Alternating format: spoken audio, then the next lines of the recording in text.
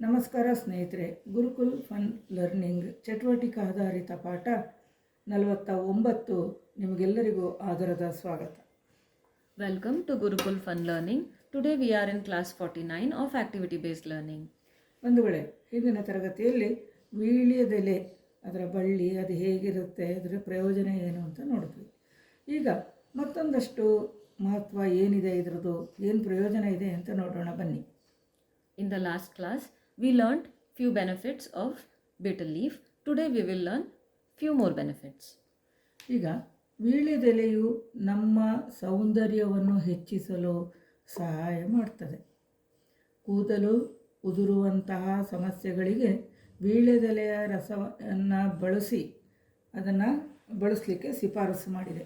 ಬಾಯಿಯ ದುರ್ವಾಸನೆಯನ್ನು ದೂರ ಮಾಡಲು, ಒಸಡುಗಳನ್ನು ಬಲಪಡಿಸಲು, ಹಲ್ಲುಗಳು ಕೊಳೆಯದಂತೆ ಸವೆಯದಂತೆ ಮಾಡಲು, ಕಜ್ಜಿ ನಿವಾರಿಸಲು, ದೇಹದ ವಾಸನೆ ತೊಲಗಿಸಲು ಹಾಗೂ ಮಧುಮೇಹದಂತಹ ಎಷ್ಟೋ ಕಾಯಿಲೆಗಳಿಗೆ ದಿವ್ಯ ಔಷಧಿ. ಮಕ್ಕಳಲ್ಲಿನ ಕೆಮ್ಮು, ಶೀತ, ಅಜೀರ್ಣಕ್ಕೂ ಕೂಡ ಈ ಎಲೆಯ ರಸ ರಾಮಬಾಣ.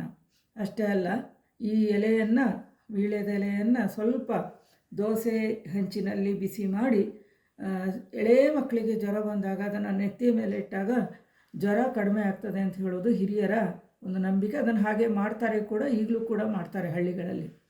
ಒಟ್ಟಿನಲ್ಲಿ ಸರ್ವರೋಗಕ್ಕೂ ಮನೆಮದ್ದು ಈ ವೀಳ್ಯದೆಲೆ. ಅಷ್ಟೇ ಆದರೆ ಪರವಾಗಿಲ್ಲ, ವೀಳ್ಯದೆಲೆ, ಅಡಿಕೆ, ಸುಣ್ಣ ಸೇವನೆ ಒಳ್ಳೆಯದೇ.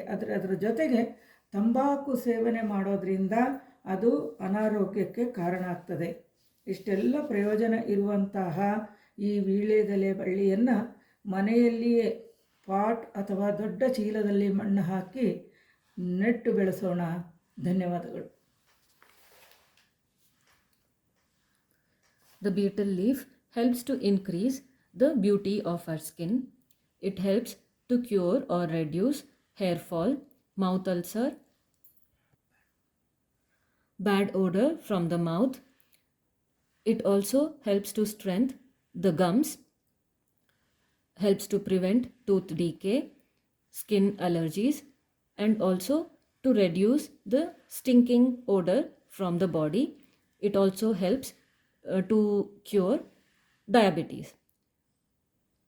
It helps to cure cough, cold, and indigestion in small children.